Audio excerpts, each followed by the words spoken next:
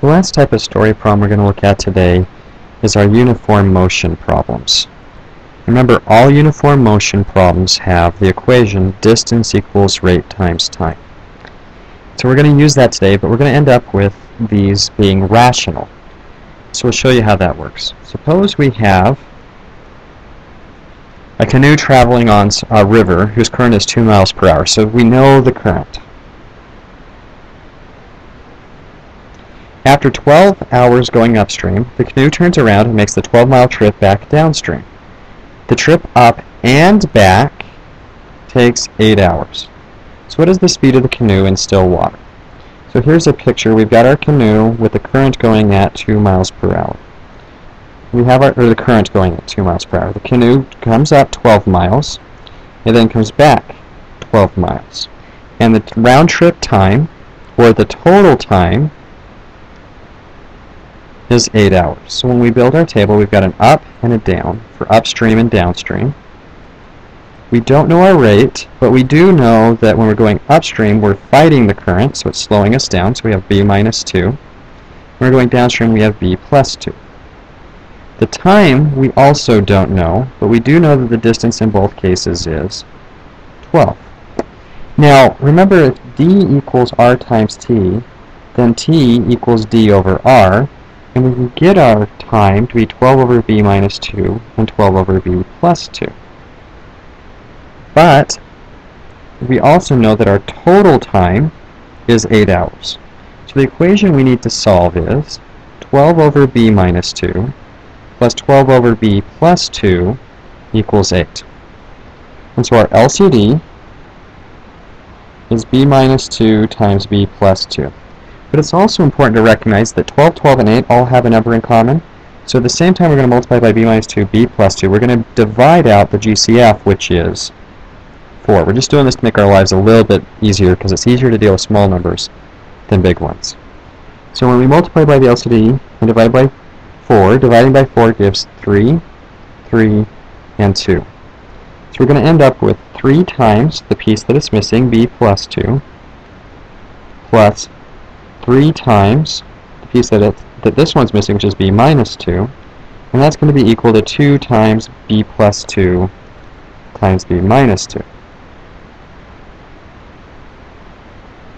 Now we multiply this out, and we get 3b plus 6 plus 3b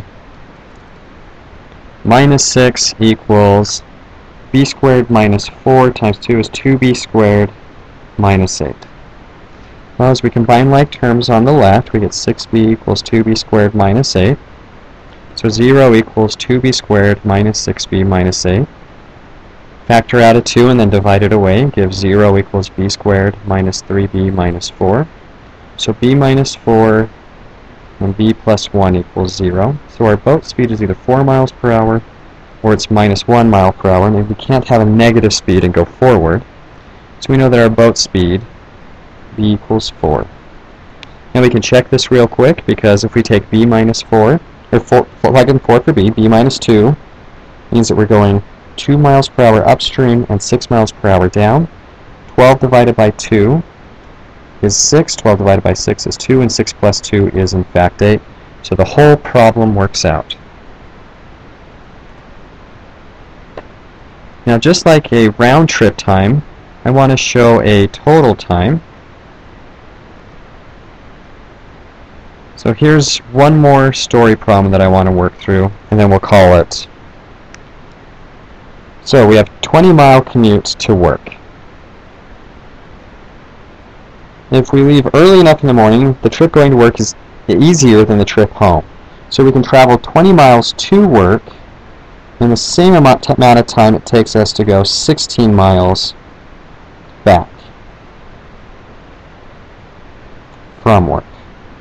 Our average speed coming home is 7 miles per hour slower. So this is r and this is r minus 7. What's our average speed going to work? Well, again, we've got a to work and a from work, and we're going to take advantage of the r, the t, and the d. We know that our speed to work is r, and from work is r minus 7. We also know that our distance is 22 and 16 from. And so we get when we do the same as before and divide our distance by our rate, we get our time. And this time, since it's a same time problem, we simply set these equal to each other. So 20 over r equals 16 over r minus 7.